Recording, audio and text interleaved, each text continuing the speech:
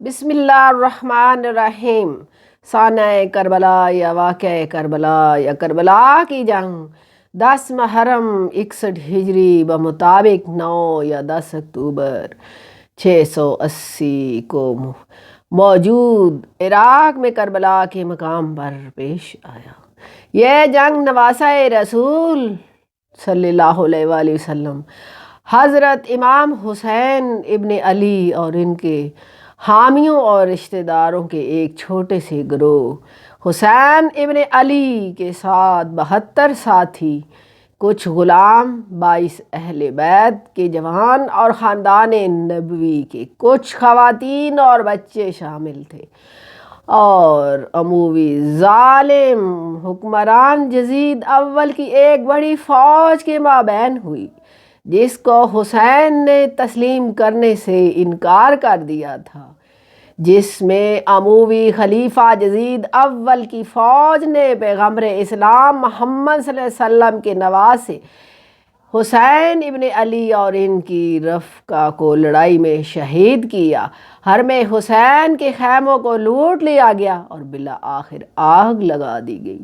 عمر بن سعید کی فوج نے کربلا کے صحرا میں مقتولین کی لاشیں چھوڑ دی۔ بنی اسد کے لوگوں نے لاشوں کو 3 دن کے بعد دفن کیا۔ واقعہ کربلا کے بعد حسین ابن علی کی فوج سے وابستہ متعدد خواتین اور بچوں کو گرفتار کر کے قید کر دیا گیا۔ بازار اور ہجوم والے مقامات سے گزار کر ان کی توہین کی گئی اور انہیں یزید ابن معاویہ کے دربار شام بھیج دیا گیا تھا۔ جنگ میں شہادت کے بعد حضرت امام حسین کو سید الشہداء کے لقب سے پکارا جاتا ہے۔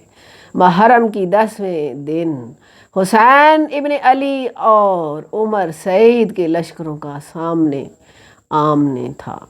ابو محفن کے مطابق امام حسین کی فوج کی تعداد 32 گھوڑ سوار اور 40 پیادہ تھا، اور امام محمد باقر کے مطابق 42 گھوڑا سوار اور 100 پیادہ تھے۔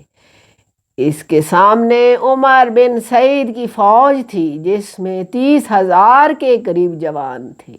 جنگ شروع ہوئی اور حسین اور اس کے ساتھی مارے گئے۔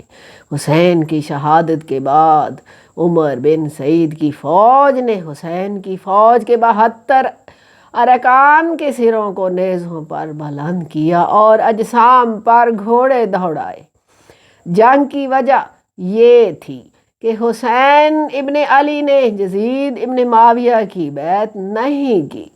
حسین ابن علی یزید ابن معاویہ کی حکمرانی کو غیر قانونی، ناجائز اور غیر شرعی سمجھتے تھے، جو حسن مجتبیٰ اور معاویہ ابن ابی سفیان کے درمیان میں صلح معاہدے کے خلاف یزید اول کو وراثت میں ملی تھی۔ اللہ حافظ۔